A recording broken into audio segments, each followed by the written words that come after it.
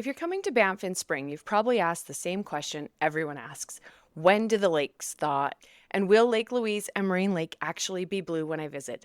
Today, I'm giving you the answers to help you with your plans, plus real examples from what spring actually looks like here so you know what to expect. Welcome back to the Banff Travel Podcast. I'm your host, Celine Brewer, a local Canmore resident and your Banff travel planning expert. I'm here to make planning your trip to the Canadian Rockies stress-free and get you answers to all those questions.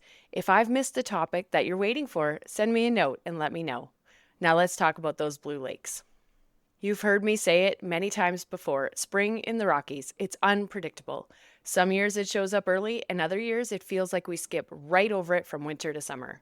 While it's impossible to tell you exactly when the lakes will thaw, there are patterns that are consistent enough that we can plan around them. Now, please know that this episode isn't meant to make you panic about your trip timing, but it's to set realistic expectations. I promise you that even if the lakes aren't completely thawed, you will fall in love with the scenery and there's going to be plenty to see and do. When it comes to those iconic lakes like Lake Louise and Moraine Lake, you obviously want to see the stunning blue turquoise colors. I'll be honest, I still say wow when I see the color of those lakes. Now, it is not just about the ice disappearing, right? It's also about the meltwater off the glacier and the sunlight. All of these can contribute to getting those stunning lake views around Banff. So it's possible that if you're coming in late May or early June, you might see a lake that's open water, but the color isn't quite what you were expecting. Of course, we know that not all images we see online are realistic as well, so let's try to keep that in mind. You might also come and see ice chunks floating around, which can honestly be just as cool. Or again, maybe that color isn't what you're expecting because you're there on a dreary day or you don't have that sunlight. I'll be honest, you also get those better blue colors from seeing the lake higher up versus the shore, like up on the rock pile at Moraine Lake or up at Fairview Lookout at Lake Louise.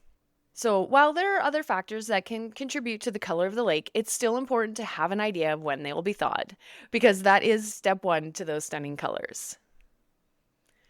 Now here's the easiest way to think about it. Spring shows up first, way down in the valley bottom, close to town. That's where you're going to get those early signs of thaw, muddy trails, open water along the shorelines, and that, oh my God, winter is finally letting go feeling.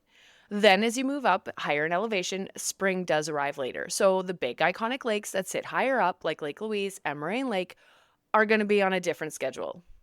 And again, if you go even higher than that, so you're heading north on the Icefields Parkway, you want to go see Peyto Lake, that's where winter can hang on a little bit longer as well.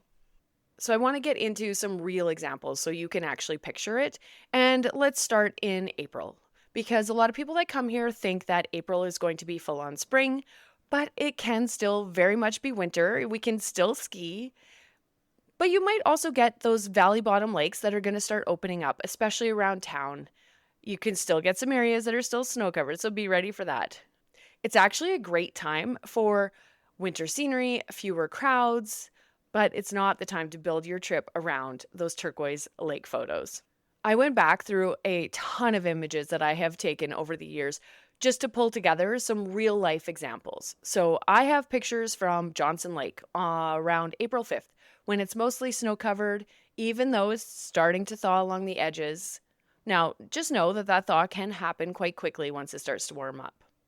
As a side note, I also have images of Johnston Canyon in early April around the same time that's completely snowbound and icy. Again, even when some lakes are opening up, other spots can still look like they're in full-on winter. And specifically to that one, this is why it's super important to have those traction devices for this hike in early spring. Closer to the town of Banff, I have images of Vermilion Lakes that are completely thawed around the third week of April, which is a perfect example of how early things can change around the Banff town site. And then we move on to early to mid-May. This is when people start getting really excited because you can see the shift happening, but it's also when, expectations might catch you. You might see open water around town, but you're still going to find lakes that are partially frozen. As an example, Jack, I have a mid-May photo where it's almost half frozen, and it's a really good reminder that spring doesn't always happen everywhere at once. Now, early to mid-May, Lake Louise and Moraine Lake also won't be thawed at this time, but by mid-May, Lake Louise will start looking like it's on its way. It'll be less snow covered, maybe some parts that will start to open up, and for sure not going to be safe to be walking on. As for Moraine Lake, you really don't have the ability to get up there at that time. Anyways, the road is likely to still have snow on it, and there's still potential avalanche danger. Now let's move into late May. So this is the moment when people really start asking nonstop about Lake Louise and Moraine Lake, and I completely understand why. Also, at this time, you might start to wonder about Lake Minnewanka, because it typically thaws at the end of May, and that's when the boat cruise on Lake Minnewanka will start up. And also, Emerald Lake in Yoho National Park is typically thawed by late May. Now, again, I went through all the information I could find for Lake Louise, specifically over several of the past years, and the earliest that Lake Louise was thawed was around the third week of May. The latest is around that first week of June. Now, what's really interesting is that most years fall into more of a tight window, that kind of late May, very beginning of June for Lake Louise, with around the first few days of June being the most common. I have seen it in the past couple of years be thawed kind of around the May 25th, 26th, 27th, kind of right in that last week, but just know if we do have a late spring or a cool, wet spring, that it might be later. Now, for Moraine Lake, I've biked up the road a few times at the end of May. Now, while that ride is stunning and I still think absolutely worth it, the lake is only partially thawed at this time, with the rest of it frozen and snow-covered, plus the water levels are pretty low.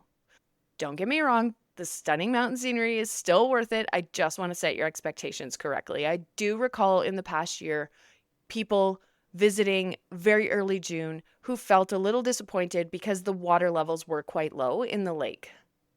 So, as we said, early June, this is still a very real possibility that the lakes will be thawed, but early June is not a guarantee. It's a maybe. And it really depends on how warm it's been in the couple weeks leading up to your visit. Again, as another example, I have been to Moraine Lake very early June, like around the 4th of June, when it's fully thawed and stunning. On the flip side, I also have images from way back 2011 when Moraine Lake still had ice chunks floating on it on June 11th. That just really shows how hard it is to predict. But, if you're coming mid to late June, you can expect that it should be well on its way. Full summer mode, bright color, and canoeing underway. Now, that's really my point here, is just to let you know how unpredictable it can be. Early June can go either way, but mid to late June is pretty much when you can count on it being thawed. Besides that, the shuttles to Moraine Lake don't even start until June 1st.